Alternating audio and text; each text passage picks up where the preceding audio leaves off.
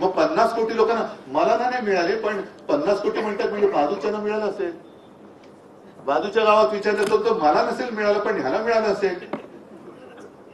हे असं प्रत्येकाला वाटत, म्हणजे जे नरेटिव्ह म्हणतात ना, फेक नरेटिव्ह, हे जाहिरातीच्या माध्यमातून हे बिघाडी सरकार दाखवते तुम्हाला की आता असं होणार, आता असं झालं, आता तसं झालं. काय नाही, हे सगळं फेक नरेटिव्ह हे ते करतायत. आणि म्हणून मला तुमची आवश्यकता आहे की तुम्हाला गावागावात जाऊन, जी मी सांगितलं होतं 14 साली नरेंद्र मोदींनी केलं होतं चाय पे चर्चा.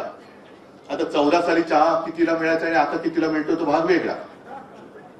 त्याच्यावरती पण एकदा चर्चा करा. दूध किती महागलं, साखर किती महागली, मग त्याच्यावरती जीएसटी किती लागला, ह्याच्यावरती पण चर्चा करा. आणि शिवसैनिकांनी मी लोकसभेच्या आधी कार्यक्रम दिला होता की होऊनच जाऊ दे चर्चा.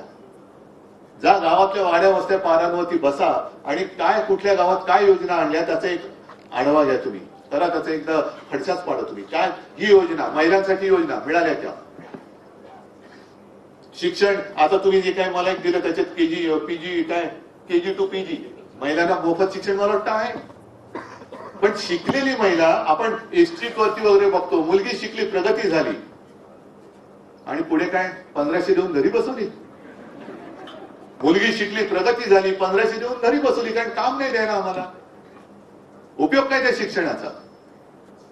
शिक्षणाचा उपयोग तरी काय? शिक्षणाचा उपयोग होणार असेल तर या पुढच्या गोष्टी आहेत.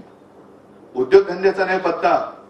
कोविड काळामध्ये सुद्धा जे आपण उद्योगधंद्याकडे आणू इच्छित होतो, सामंजस्य करार झाले होते, गद्दारी करून आणि सरकार पाडल्यानंतर सगळे उद्योग कुठे गेले?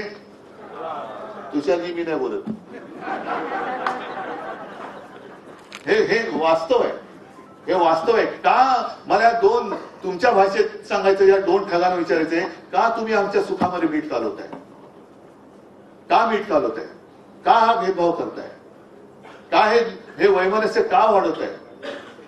आणि म्हणून शिवसेनेची स्थापना करताना शिवसेना प्रमुखांनी जे एक सांगितलं होतं, मराठा मराठेतर 96 कोळी, 92 कोळी, ब्राह्मण ब्राह्मणेतर, स्पृश्य अस्पृश्य, घाटी कोकणी असे सर्व भेदाभेद गाडून मराठी माणसाची भक्कम एकजूट बांधा.